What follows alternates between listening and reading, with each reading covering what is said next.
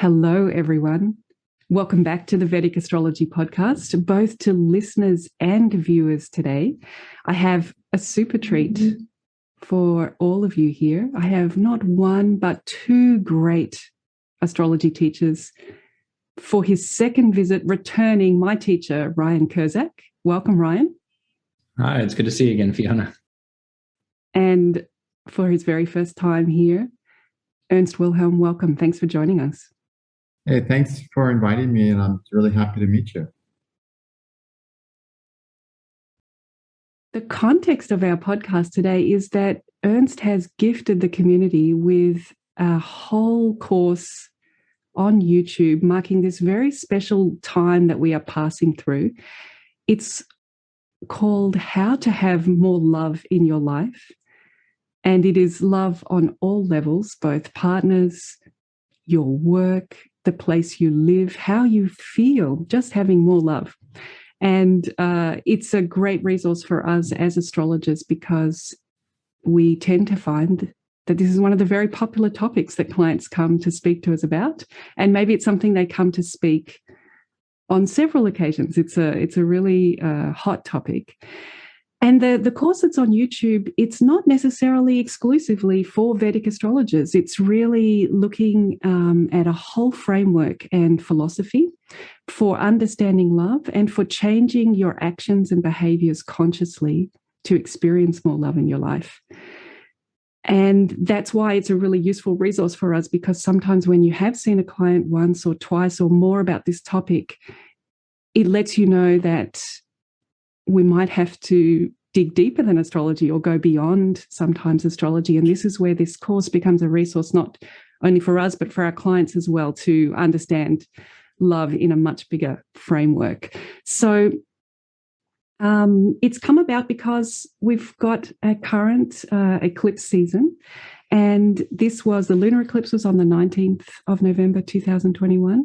The solar eclipse was on the 4th of December.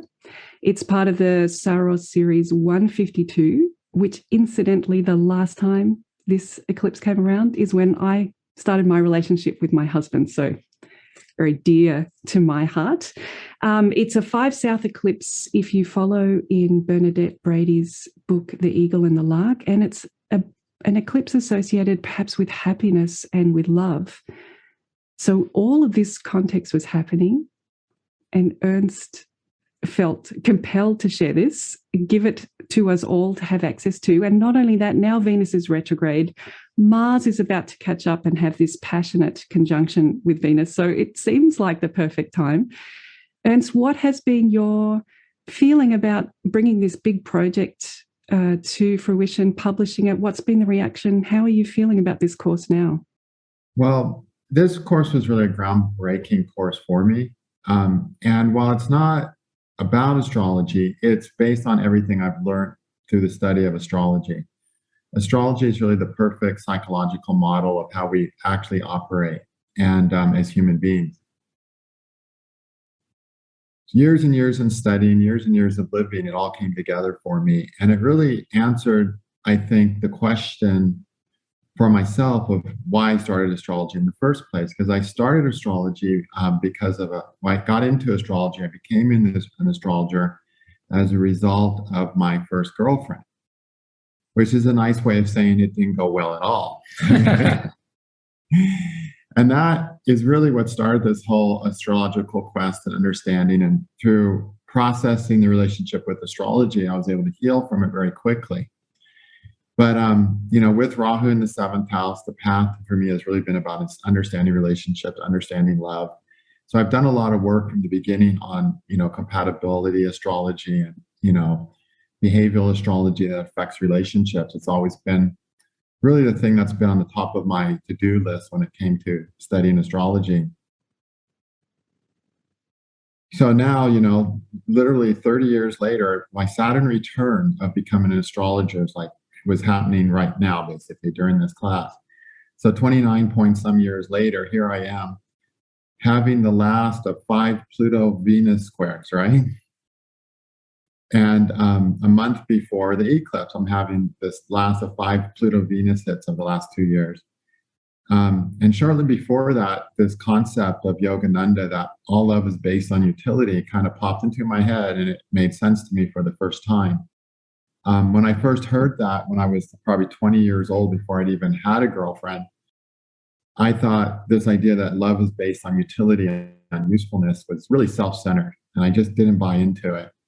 But then a few months before, a few weeks, couple of weeks, 2-3 weeks before my last Pluto-Venus square, it just hit me that, yeah, no shit, I should have listened, saved myself a lot of trouble. And so with that little thought, my mind just went into overtime, where for the next 6 weeks, I hardly slept. This course started coming through me, and all this understanding that I'd really been working for. It's like all the work, all the study, everything I thought about and studied on relationships and astrology relevant to relationships kind of crystallized into the first rendition of this course. And I literally was wired. I was hardly sleeping. I was going all day long. I was thinking about it, making connections all day long. It just all came together.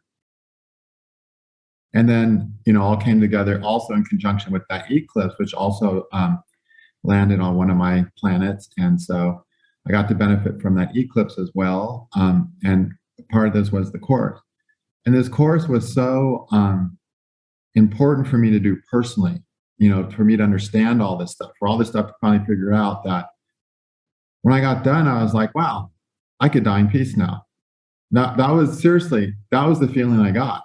It wasn't, oh, now I can make my love life work better and I'll have more love in my life. It wasn't even that. It was like, wow, I figured out a huge thing that I came here to figure out. I'm ready to go. If I need to go, I'm cool. It was it was that level of a relief to get the picture of how relationships actually work. And so basically that's what the course is about. It's really about how relationships work, how we constantly are having opportunities for love. There's different types of love, but we're constantly having opportunities for love. And if we understand those opportunities right away, we're seeing that we have more than we thought we did.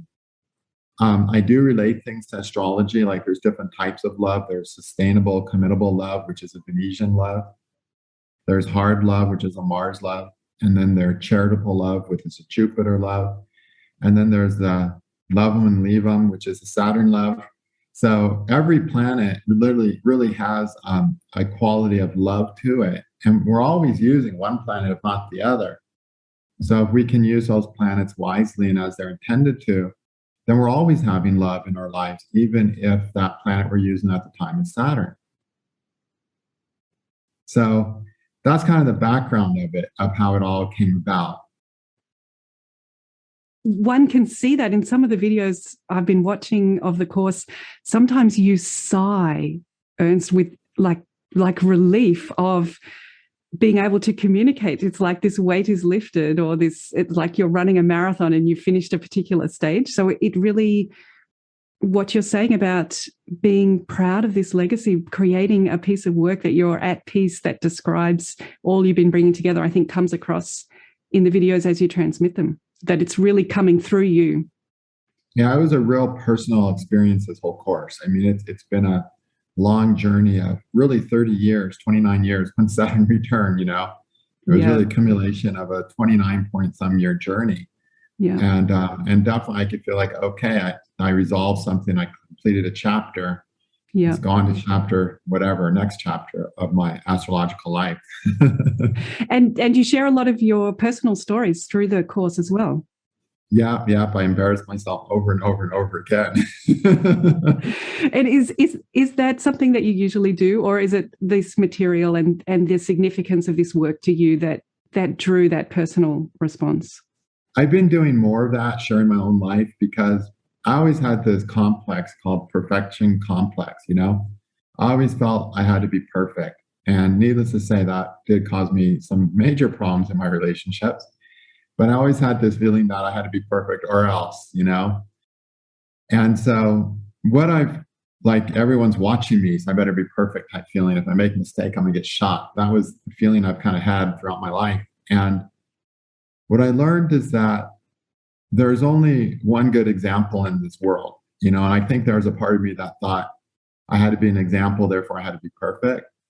But now I realize that there's only one useful example in this world, and that's the example of somebody who screws up a lot, but finds a way to be happy anyway, So, in telling stories about myself, I'm just telling the honest truth of my hurdles, my mistakes, my traumas, basically all the shit that is wrong with me. And it's nothing to hamper being happy. It's nothing to hamper finding love. It's nothing to hamper spiritual realization. And I think that, people are always looking up to people, trying to find a perfect role model or a perfect being. And we're not supposed to be that. We're just supposed to be happy beings with all of our imperfections. So I'm letting the belly fat hang out more than I used to. And, saying, hey, I'm not perfect, but I feel pretty happy. And that's my goal, is happiness, not perfection. And I think that's the goal we all have. Perfection's not possible in this world. Even Lord Rama did an evil thing. Even Christ did an evil thing. Everyone does one wrong thing, at least, even those saints and enlightened beings. Perfection is not an achievable thing, I've learned. But being happy is being happy with our imperfections and not letting our problems and mistakes and troubles hold us back from moving forward to greater happiness and really greater love too. So that's why I tell more embarrassing stories about myself than I used to. Well, it's beautiful. For someone who hasn't listened to your course yet, how would you tell them to put the course into practice? Okay, that's the thing. This course is so practical. And Ryan knows me. He knows me. I'm like the most impractical person on earth. I do crazy things every day. And but this course is really practical. It's really something you can implement because it's all based on, seeing what's useful. Love is what's useful. And if you can see what's useful in a situation, the useful thing that can be done. Well, first, if you can see what's useful in a situation, then you can see the love that's in the situation. If you can see what can be done to make a situation useful, you could turn that situation into a loving situation. It's very nuts and bolts practical. It's very logical. It's very practical. There's nothing there to make you confused or doubt it. It's nuts and bolts. This is how it works. This is how we work. This is what's important to all of us. The only thing that gets in the way is that we have psyches that oftentimes drive us towards doing things that aren't impractical, to get into relationships that offer nothing. That's a very impractical thing to do, isn't it? But people are doing it all the time. So it's just extremely practical. Is it hard though? It's easy to do. The hard thing is to get out of our own way, because the biggest hurdle, the first hurdle, is that people have definitions of love that they're operating on. Everyone says, I want love. And I can close my eyes, throw their charts away and say, you have the love you believe in. Because we're all walking around with a skewed definition of love. And the more traumatized a person, the more difficult their life has been, the more abuse they've suffered, if they've suffered sexual abuse or not, depending on basically the abuse they've suffered, that abuse has defined their definition of love. And they run around saying, I'm going to go get love. And then they go run right to that definition every time. And they get hurt every time. So one of the things I do in the course, I spend a whole video defining what love is, because many, many of us are in the need of defining what love actually is. And so we have to change our belief system, our understanding of what love is, from a definition that really just leads to pain and suffering and more feelings of inadequacy and lack of self-worth, to a definition that allows us to have a forward motion in our life, a productive life, a good life, a happy life, and a life that's filled with usefulness and purpose. So that's the first hard thing for people to do. And even once people understand that there's a healthy definition of love that they can pursue, there's still going to be a tendency for a while for that unhealthy definition to want to say, oh, this is what love is to me. So is that healthy definition different for everybody, or is there a one healthy definition? There's one healthy definition as per Yogananda. All love is based on utility. It's useful. And then you have to understand on what level it's useful, because it could be useful materially, emotionally, or spiritually. And where it's useful will help define the best structure of a relationship for any two people to have. So you would have to look at each of their charts to figure out where it is useful, or do they already know this? You just ask them. I mean, you could try to work it out from the charts, but it's like, how tall are you? It's easier to get a tape measure than to predict that, right? Right. It's easier. It's easier just to ask them. You just say, what's useful about this person in your life? It's like, just say, how are they materially useful? How are they emotionally useful? And usefulness means it supports you in who you are. It supports you in where you're going, and it supports who you really are. It doesn't support your ego, doesn't support your bullshit, doesn't support your escapes. It supports really where your true self wants to take you. Well, in the course, do you touch upon, so once you have that information, do you touch upon how to see through your own blind spots to actually work with that? Yeah, I have 4 principles. They're called the 4 hard things. And these are the things that we have to do to cut through the bullshit to keep us from pursuing love that's not love. So I have a video on each of these hard things that we have to do. Which one's the hardest? Which one's the hardest? Yeah. It's different things are harder for different people, but one of the hard things that's very, very hard is that people need to recognize that they have the right to be happy. Mm-hmm. That's actually, they have a right to actually do what they can to be happy. See, a lot of people grow up feeling that they actually don't have the right to be happy. They don't have the right to discover their purpose. And if we approach a relationship with the idea that I don't even have the right to pursue happiness. In fact, even in the Constitution, the Bill of the Bill of Independence of the 1776 of the Constitution, that actually took the time to write that every human being has the unalienable right to, liberty and the pursuit of happiness. It's kind of shocking that would have to be written down. And of course, they wrote it down because there was tyranny on earth at the time. But really, even in our personal lives and our personal families and the families we grow up, this liberty to pursue happiness has been taken away from many, many people. So there's many, many people walking around believing that deep down inside that they don't even have the right to be happy. So they won't take the steps to be happy. They won't walk to the relationship that gives happiness. They'll stay where they're suffering.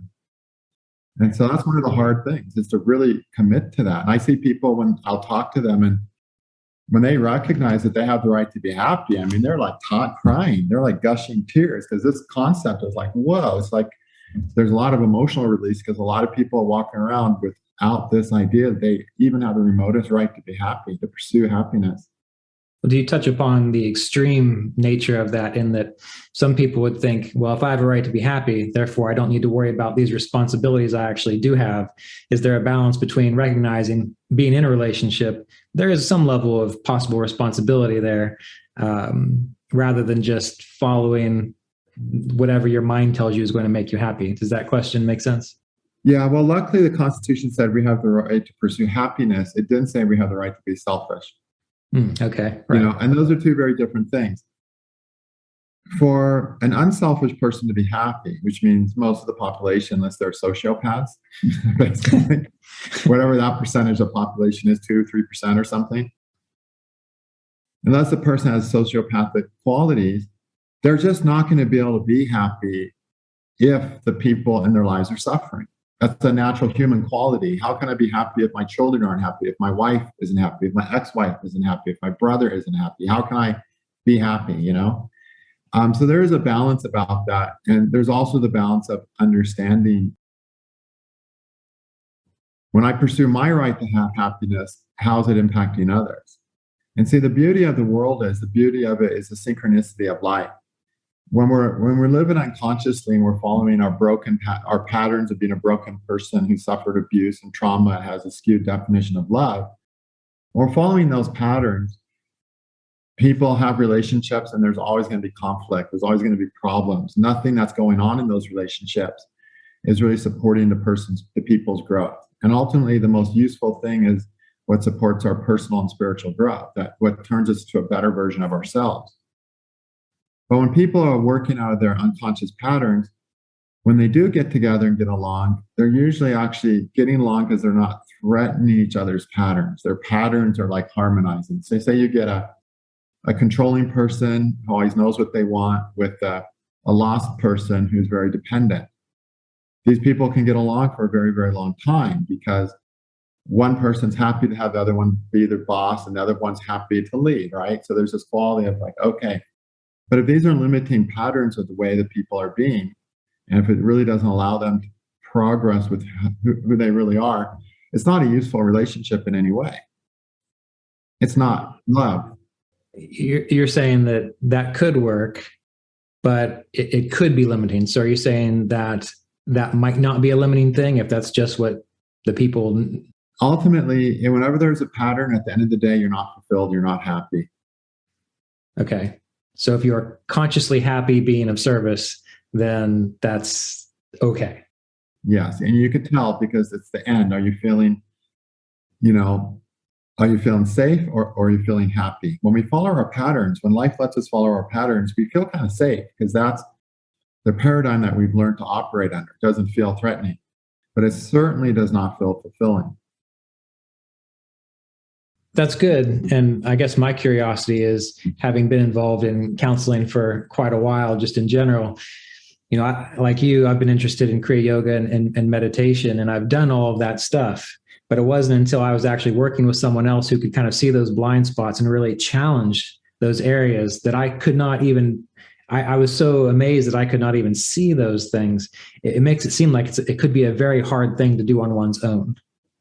It does. And we need human relationships to iron out our wrinkles and to, show us a reflection of what we need to learn in ourselves. That's one of the important parts of relationships. Different people have more of a need to do that with the partner than other people, depending on what their personal path is. But all of us as humans, to some degree, have a lot of lessons to learn, a lot of things to learn that we're only going to learn about ourselves when we encounter another person.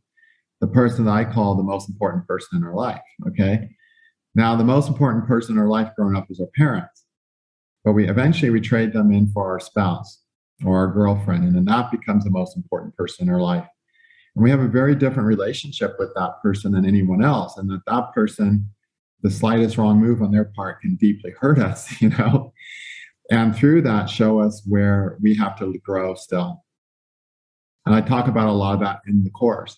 So, the point we started talking on, we started talking about 2 minutes ago, the beautiful thing about the harmony of life is that there's always a harmony. So if two people in a relationship of a codependent type that allows their patterns to mutually exist in an unfulfilling way, okay?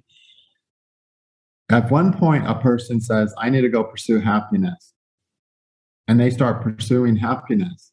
While it'll hurt the other person who's in that pattern, it also gives that other person the opportunity to break out of their pattern and pursue a deeper happiness too. And so that's why in relationships, there's always a time, because really most relationships start with codependent patterns of some type until the Rahu Ketu maturations happen, when we really start breaking through all this stuff. At that point, that's when most marriages fail. That's when most relationships fail. That's also where some relationships go through a tremendous amount of turbulence and change and come out actually in a better relationship than they entered it. But it's always very painful. And then because as one person starts to break out of their pattern and pursuing happiness, it forces the other person to break out of their pattern.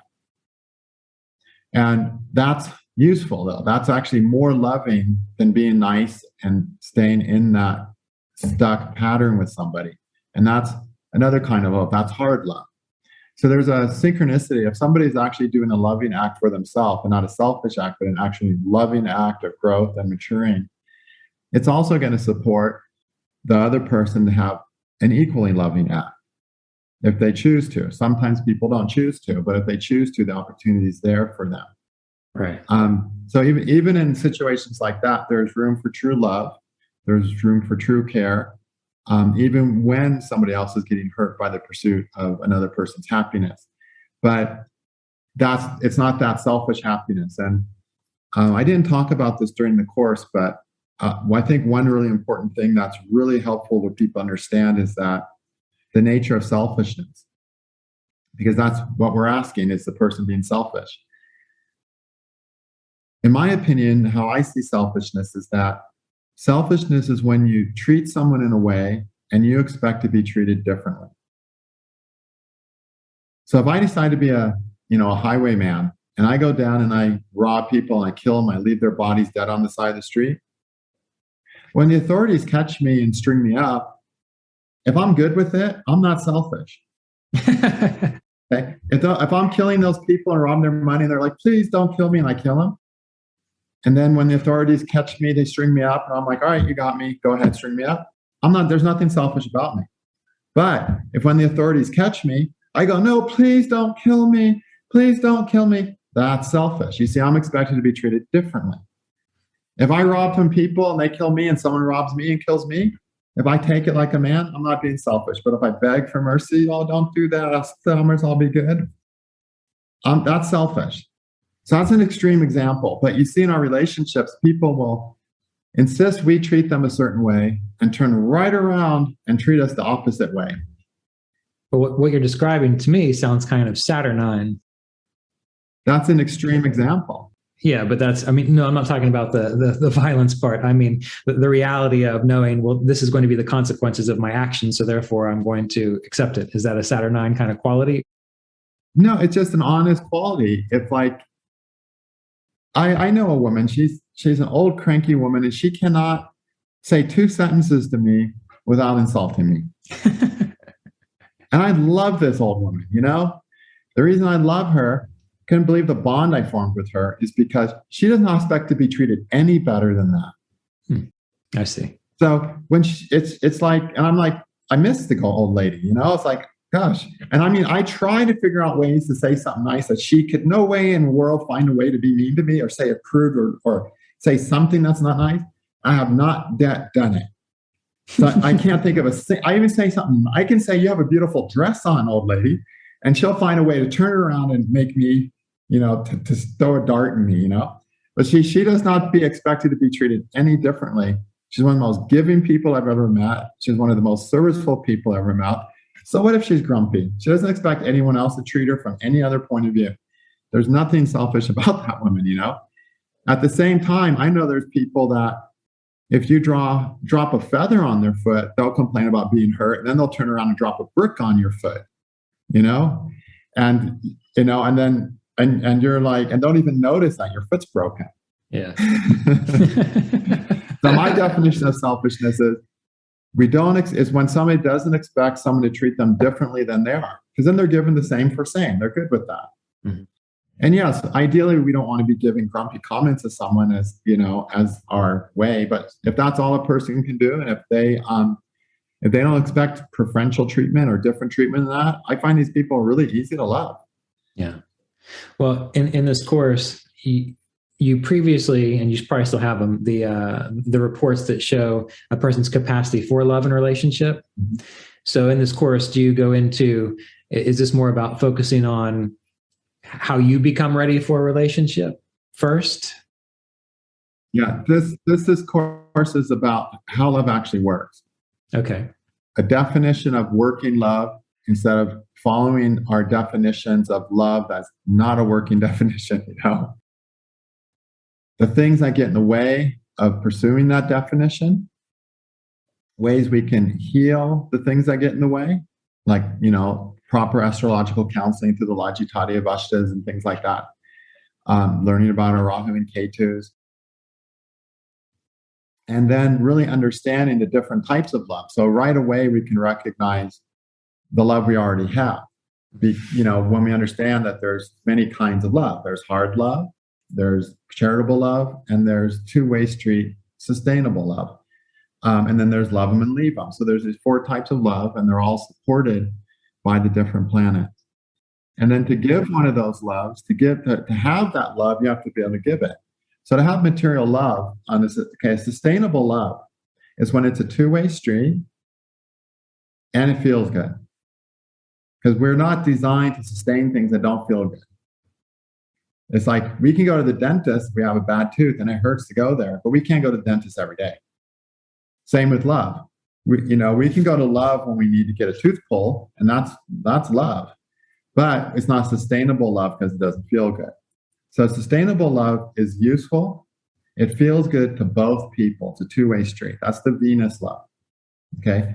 Now, to give that kind of love, you have to have the commodity. So a lot of the course is about having the commodity. If you want a material love, which means you're useful to each other on a material level, you have to have some material commodities. You have to have money. You have to have material skills. You have to have physical skills that you can trade for the same from the other person somehow. And then they want to have someone that they can make be materially be useful for, so they can buy a house together and share the bills. They want someone materially useful so that when they go camping or go on a trip, they have another physical presence to support them. So these are all like just basic materially useful things. Those are wonderful things to have. And any relationship needs to have some materially useful stuff, especially in the context of building their material lives together. Okay. Now, in the same way, we want to have an emotionally useful relationship. And just like a materially useful relationship helps people or supports people on a material level, an emotionally useful relationship is going to support people on an emotional level. And so is the emotional level with the moon then? The emotional level, of course, it has to do with the moon, but we don't even have to look at it that way. We just have to say, do you feel emotionally supported? Do you feel cared for? Do you feel emotionally validated? And you know when someone's emotionally useful for you because your feelings want to go there. The part of you that feels just wants to spend time with them. It's a subtle thing. It's easy to see if someone's materially useful because you're like building abundance on some level, okay? Or you're getting something desired on a physical level. But emotional usefulness we discover because we find ourselves just drawn to that. Because our emotions will be drawn to what's comforting to them and useful to them and feels good to them. And they'll be repelled from the opposite.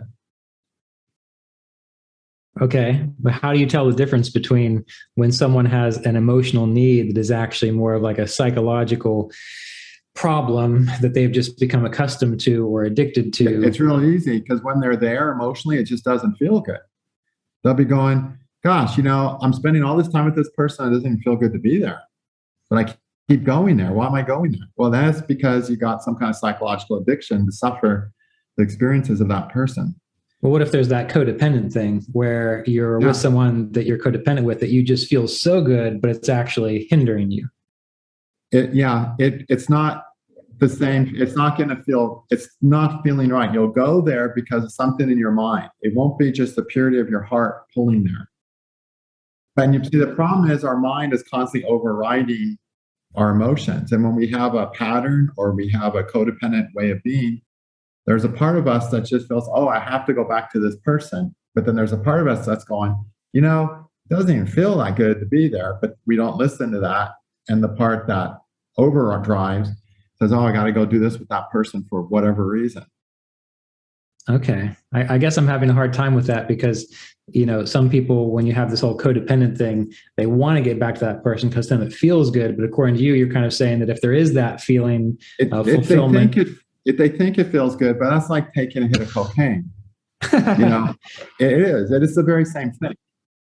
It's a drug because literally what happens is we're addicted to different hormones in our system based on our experiences growing up. So we're seeking out experiences that will allow us, the little drug dealer inside of us, to drop that hormone. So if we're addicted to adrenaline, we're going to be drawn to people that will allow us to have adrenaline drops.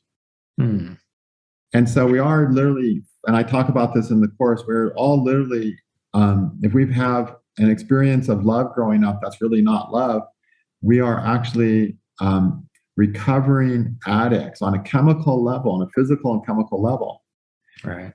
But just like the junkie knows there's a part of him that doesn't feel right, there's also a part of us that doesn't feel right. And we have to look at it and analyze it. One of the things I talk about in the course is sit down with your partner, sit down with yourself, analyze your relationship, observe it. Where is it useful? On an emotional level, people are useful to each other when they grow into emotionally healthier beings. Right. If they're still responding and reacting to the same things on an emotional level with disappointment and unhappiness, they're not making emotional growth. If there's not acceptance, like true acceptance and care coming from their partner, and if they can't give true acceptance and care to their partner, there's not going to be any room for emotional healing, because emotional healing doesn't take place with a person without those two ingredients. Right. If those two ingredients aren't present, a person has to withdraw from their relationship to have emotional healing. And at that point, it's not a partnership on an emotional level. Let's take an example, since you mentioned the Lajjitaadi Avasthas. So one of my favorite and most frustrating ones to try to talk to people about is Venus getting starved by the moon. Yeah. So when someone has that kind of pattern going on, with what you're kind of teaching in this course, what could they learn or understand about that would help them move beyond that difficulty? Venus starving the moon's an interesting one, because Venus starving the moon could just be such kind and sweet people in a way. They just feel so relationship centered. But it's the way they're coming at it. Okay, so the moon's job is basically to adapt us to what allows, so that life will drop on our laps what we need. It's really an adapting planet. And it's a planet that says, okay, I need this. What can I do different? How can I be different? What can I do better to get that? That's what the moon's for. Okay. But when the moon's aspecting Venus, Venus is an outside planet. It's like, oh, there's something good over there. And the moon goes, I need that thing. Let me figure out a way to get that thing without changing who I am, without doing anything different on a core level. Sure, doing something different on a superficial level, like put a sexy dress on maybe, but I'm talking about doing something on a core level in the context of who the person is, or to do something on a core level that makes them better. And so they will want to get more from others, but it'll never be enough. So the problem you have with Moon Venus is like, while the people are really relationship centered, there's never enough, and it's until they heal that Avastha, and it's easy for them to be, to be unpleased. It's easy for them to be disappointed because the expectation is too great. That the reality of just the simple realities of life usually make them create situations where they feel unloved. So they go from being really relationship centered to all of a sudden something can make them feel unloved in a very quick way, simply because their expectation is so great. So they need to recognize that, that focusing on getting needs from others, expecting others to fulfill any need doesn't work. They have to become the thing, and then it works. So it's a tricky Avastha. It's a very romantic Avastha. You can call it a hopeless romantic Avastha if you wanted to, But so people with that Avastha, they need to get a real reality check on what can actually be realistically expected from love. Their ideas of love, of what lover can offer, are greater than what it can offer, basically. Right. And so what kind of when you talk about healing that Avastha, you gave some indication, but what would be an example or an idea that this person might have to undergo or accept or do to work with that? There's such a focus on this idea that, yes, the world can give me something that is going to change me ultimately into a happier person. And they need to shift that idea to recognizing that only they can turn themselves into a happy person. And that what the relationship gives is a reflection of that. If they can grasp that idea, then they can start acting out of that idea, because we always have a choice in what we can do. We can make a choice that's going to make a difference in our life, or we can make a choice that's just going to set us up for a disappointment. So if a person has this belief of moon starving Venus, that there's something out there that's special enough and good enough that it's going to make a difference to me as a person, as an individual, to how I am, to who I am, like make a critical difference, they're going to be disappointed. Mm-hmm. And a simple way of saying that, if they think there's something out there that can make them ecstatically happy, they're going to be disappointed. Or ecstatically fulfilled, they're going to be disappointed. But if they recognize that, but with that belief, if they have that belief, they're going to pursue that. And they'll forget everything in the face of love. Nothing else matters because I have a chance for love. They'll forget everything. And that's not necessarily a healthy decision. If they recognize that for their life to be more fulfilled, they have to develop themselves, and they recognize that, then they will continue to develop themselves and not get lost in the romantic, the romantic pit, I guess I'll call it. Yeah. Well, I don't have this because my chart, but the reason I'm bringing this up is because this is one of those Avasthas that I would see it and people would describe what's going on in their life, and it's there in their chart, plain as day. And you try to point out what you're describing, and there's always this, that's not right. I don't do that at all. That's not the way it is. Do you have that experience too when people have this Avastha? I mean, it seems like there's a lot of self-denial in this one for some reason. Yeah, all the Avasthas, all troubled Avasthas have an element we don't want to understand.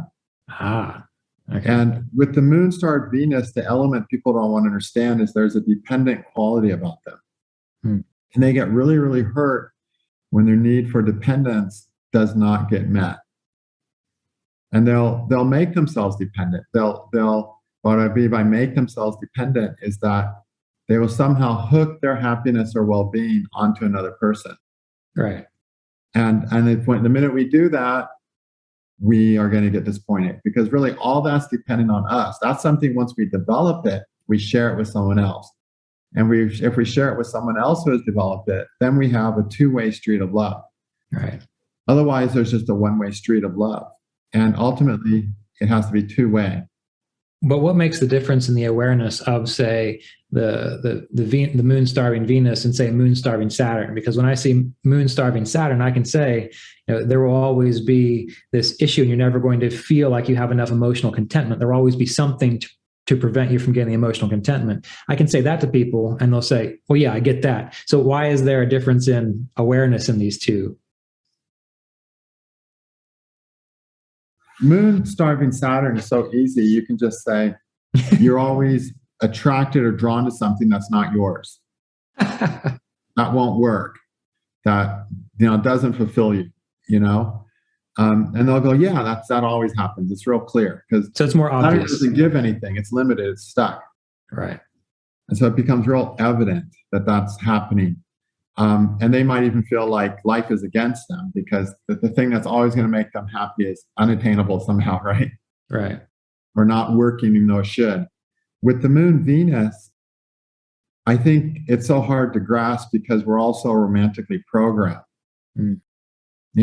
So not only do we have these experiences growing up that set that Avastha, our whole culture romantically programs us into believing the moon Venus ideology is a true ideology. There's a whole realm of cinema just living off that storyline, isn't there? Oh yeah, and the trees they print onto for that. Yeah, the books they write. There's a few other things in the course to link to Ryan's question there, and I think one of them is where you almost start out with the course is quite confronting, perhaps, with someone that has Moon Venus combination, because we talk about love as being utility, and that's a little bit shock for that. Beautiful rainbow unicorn view that love is going to sweep you up and swallow you, and it's going to be warm and everything will be okay. Yeah. Then maybe where I want to dig a little bit deeper, and Ryan's kind of picking at it without realizing quite the question, is that there are some beautiful planetary combinations that you're talking about in this course. And for the sustainable love, we've been talking about Venus. Ryan's picked up on that. But the partner planet for sustainable love is the sun. These two, what we sometimes think of as mutual enemies in Vedic astrology. But so what I think is helpful for this Avastha is where you go to in the course around one must know oneself and know one's calling and know one's glow, one's brightness, one's center first. And you make this point about sun maturing at 21, Venus maturing at 25, like it's written down, guys, sun first, Venus second. But in terms of sustainable love, to achieve sustainable love, that sun Venus conversation or relationship is vital to resolve them. Yeah. So basically, committable, sustainable love is the Venus love. I'm just going to reiterate this for people. I know you know this. And that sustainable love is a two-way street. that offers something of value to each person, and it feels good too. But we can't do that without a commodity. So every type of love we may have, we have to have that love to give. If we don't have it to give, we can't have it as a two-way street, right? And the foundation for that is the sun, which is basically knowing who we are. If we don't know who we are, how can we even know what's useful for us, right? We can't. And so we simply can't have committable, sustainable love until we know who we are, what we're here for, what's important for us to do. We can't just marry because there's a feeling of love, there's a hormone of love, there's a chemical of love. We can't marry out, we can't involve ourselves with people because of biology, basically, We have to, that's not committable and sustainable. That just results in, almost 50% of the women in America being single moms. And we need to know who we are first, which is the sun. And that gives us the basic foundation of knowing what we have to offer another person and what we need from another person.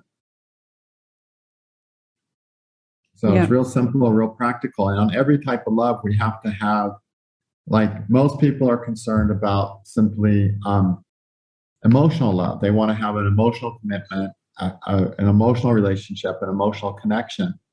But unless we can emotionally find our own joy, unless we can emotionally be happy, we have nothing to offer another person on an emotional level. But the problem is people think that they can be empty, unhappy, unjoyful people, and love will find them and everything will be okay. It doesn't work that way. Love might find them and make everything will be okay, but the person giving that love will not be able to sustain it if they're not getting the same back. And if a person doesn't have that, they can't find their own joy, they can't feel good within themselves, if they don't have warmth and joy and happiness within themselves, then they have nothing on an emotional level to offer anybody else. And so the commodity in order to have a sustainable emotional relationship, people have to be able to sustain themselves emotionally so that they have something to share with their partners. But are these really astrological issues, or are these just common sense? We should have had the culture. We should have been born into a different culture where these things were actually important kind of issues. Yeah, we should. If we were in such a retarded culture, we should know this stuff. We should be seeing this growing up. But unfortunately, these are not the cultures that are on Earth at this time. We're working towards those one little step at a time. And yes, you can look at the chart, you can see those. If a person has a troubled moon, if the moon is starving lots of planets, then no, these people do not know how to be emotionally, giving to themselves. Their emotional relationship with themselves is skewed, and therefore they won't have a good emotional relationship with others. If their moon's in good Avasthas, if their moon is causing good Avasthas, they will be able to have an emotional commodity to give to others because they're giving it to themselves. They have it. So what you're saying is that this course that you have been sharing is really a gift of the Dvapara Yuga to help get us further on into the yugas. I hope that everything we're doing as astrologers and psychologists and healers is getting us deeper into the Dvapara Yuga and out of the residues of the Dark Ages. But that's a 2,000 some year process. So we're just getting the ball rolling. But the important thing is we make it a snowball. but I think you're capturing some of the scale there, Ryan. This is a big course. Yeah. It's like 16, 18 videos long. It's a huge course. It could be a big 300-page book. There's a lot to it. A lot of people have been helped by the course. I've had more positive comments on this course than anything else I've taught, as far as people going, that's exactly what I needed to hear. I totally understand this now. This has helped me change my life.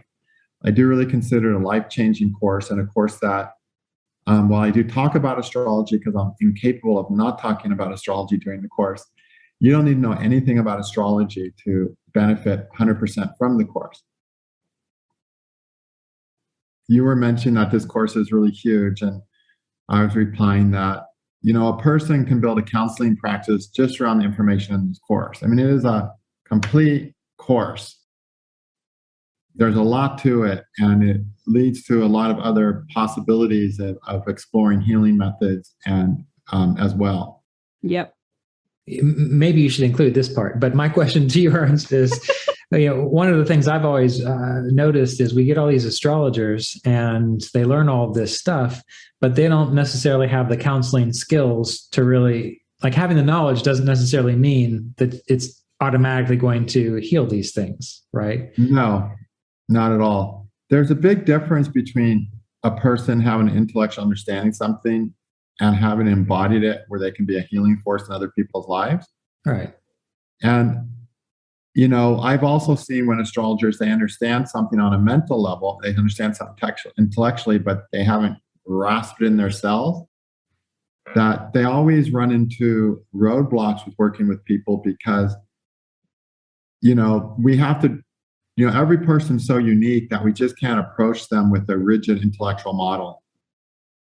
We have to respond to their very unique need. And we only can do that when we respond out of our hearts.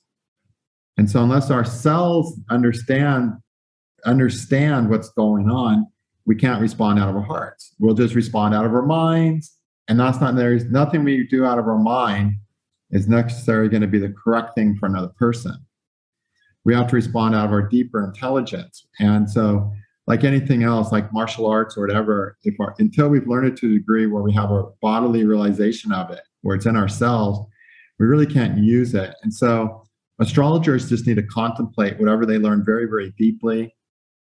And I think that's the reason a lot of the old books made learning astrology so difficult. They wanted people to contemplate, and make it their own. And it's really important every astrologer takes what they learn, makes it their own, and embodies it so they can actually heal with it.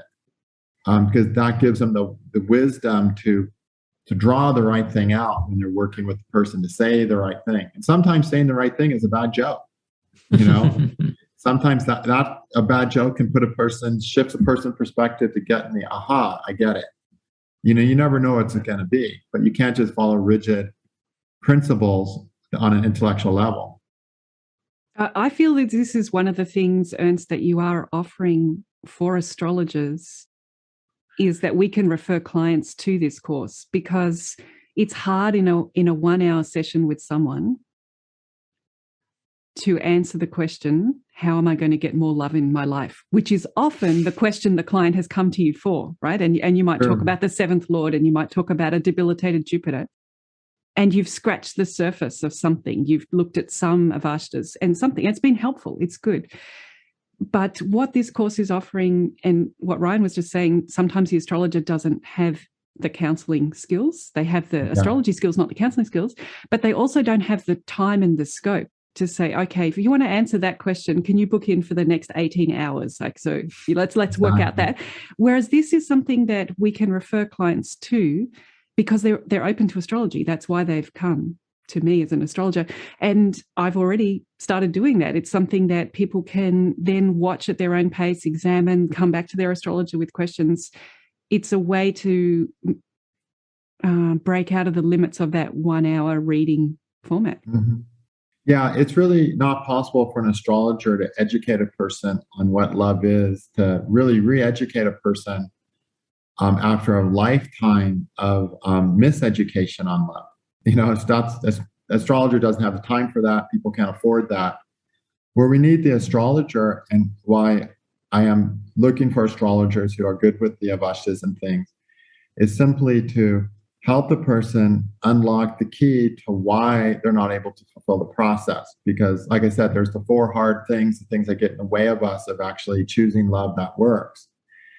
And the astrologer can see that in the chart easily. They can find the most difficult Avastha. They can talk to them about healing that Avastha. They can explain what that Avastha is doing to them, how it's getting in the way. And that's where the astrologer is going to excel more than any other professional. It could take a counselor 6 months to figure that out. But the astrologer is going to glance at the chart and say, oh, it's your Mars, it's your Jupiter, it's your Sun. And right away say, look, just focus on this planet over and over again until you get it. There's generally one planet that's causing most of the problems in a person's life, one bad Avastha. And if the person can get on top of that Avastha, their lives will really start changing.